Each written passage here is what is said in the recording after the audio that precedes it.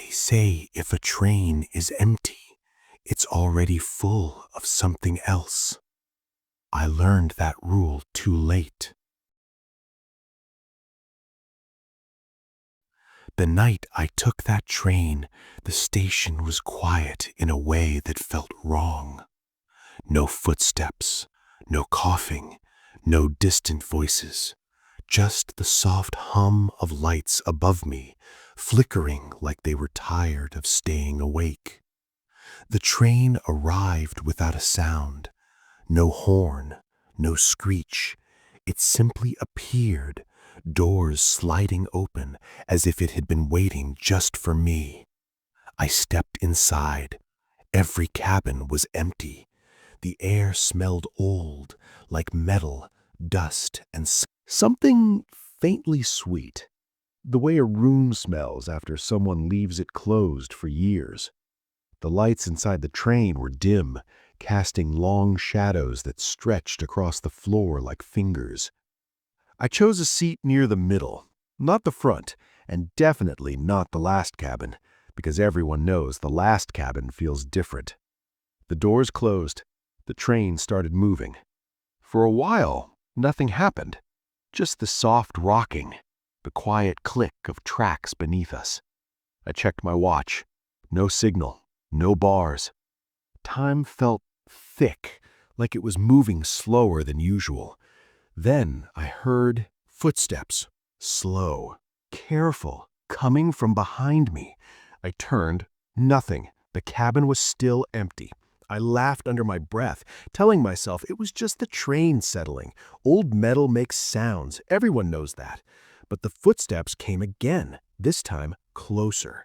I stood up and walked toward the next cabin. As I crossed the doorway, the lights behind me shut off. Not flickered, shut off. The cabin I had just left disappeared into darkness. My chest tightened. I moved forward. The next cabin was lit, but barely. The seats were dusty, like no one had sat there in a very long time. I noticed something strange on the floor. Footprints. Bare footprints.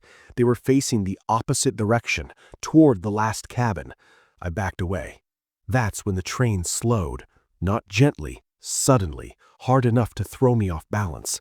The lights flickered again, and a voice came over the speaker, low, broken, like someone speaking through water. Final stop approaching. My heart started pounding. There were no stations on this line. I had taken it before. It didn't stop until morning. I ran toward the front of the train, but the doors between cabins wouldn't open. I pulled. I kicked. Nothing. Then, a soft sound behind me. Breathing. Not mine. I turned slowly. At the far end of the cabin, a door was open. The door to the last cabin.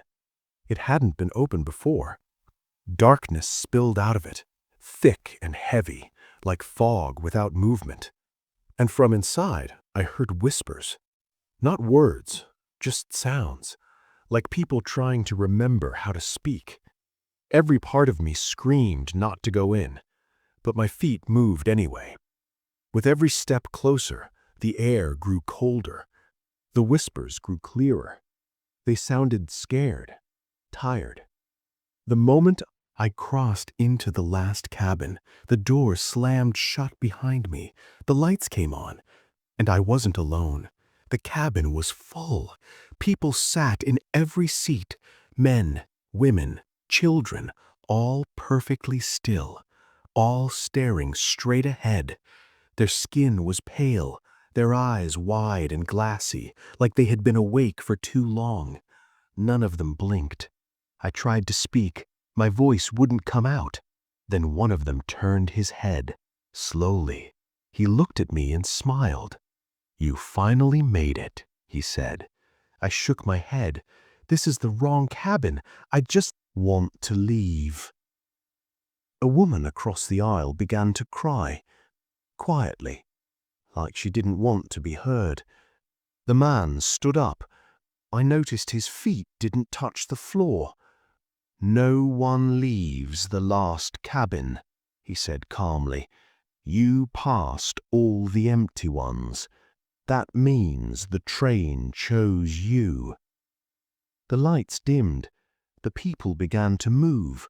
Not standing, not walking.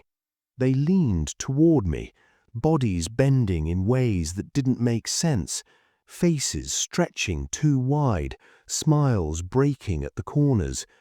I ran to the door. It wasn't there anymore. Instead, there was a window. Looked out.